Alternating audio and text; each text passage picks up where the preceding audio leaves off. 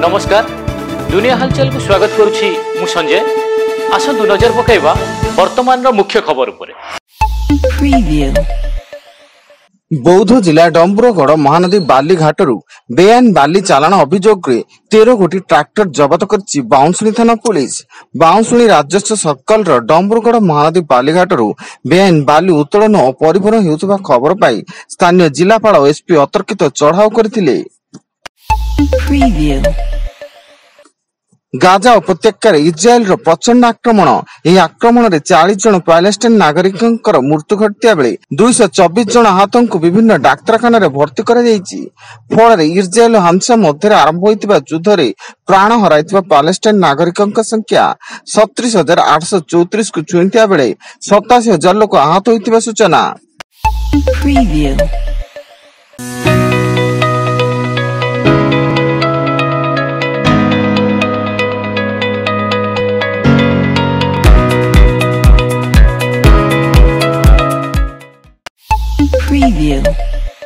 रायगढ़ जिला आंबदड़ा थाना बंधगुड़ा निकटरे बारसिया मोहराई 20 फुट तड़क खसला कार घटनास्थल में जनकर मृत्यु होता बेले 3 जन गुरुतर मुनिगुड़ा गोष्ठी स्वास्थ्य केन्द्र को स्थानांतर एवं उक्त कारटी आंध्र प्रदेश काकेनाडा सहर 5 जन युवक को नहीं बरगढ़ जिलू फेरुला।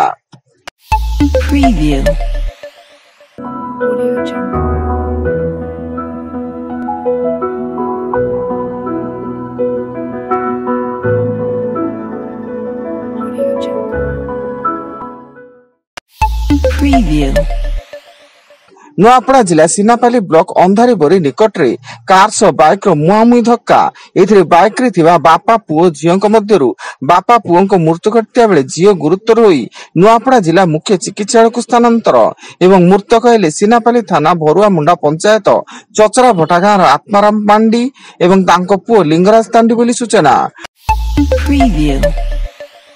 आज खोलिला मुख्यमंत्री मोहन माझी अभियोग प्रकोष्ठ। अभियोग शुणाणी पूर्व पंजीकरण लोकों प्रबल भिड़ जमिता बेले गुहारी राज्यर विभिन्न स्थान शताधिक लोक आसिथिबा देखिबाकु मिलिछि।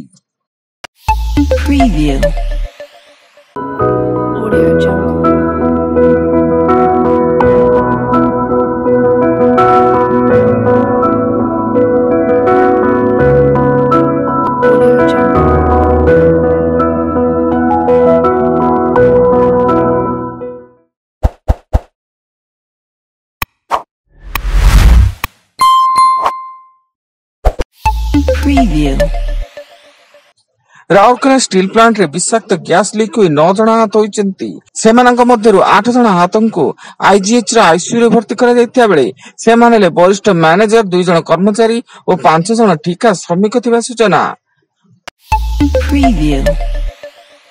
गतकाली ढेंकानाल जिला सप्तशଯ୍ୟା निकट जंगल रे निखोज 5 जन युवकों को उद्धार कले पुलिस और वन विभाग कर्मचारी।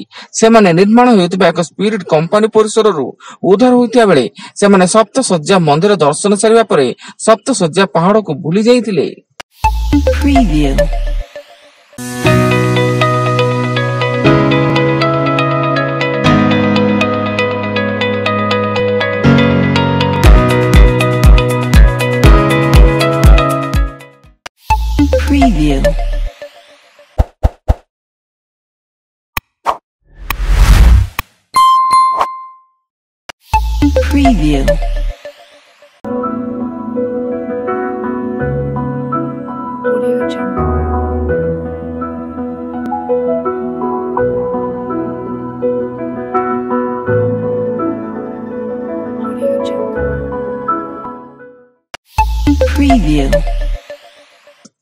खोर्धा जिला जटणी पौर परिषद अंतर्गत 12 नंबर वार्ड गोड़ा धर्मसागर गाँव में घरोई कली को नहीं गोटे परिवार दादा पुतरा कुआकुटे मृत पुत्र है निखिल नायक और दादा दुल्लाराम नायक।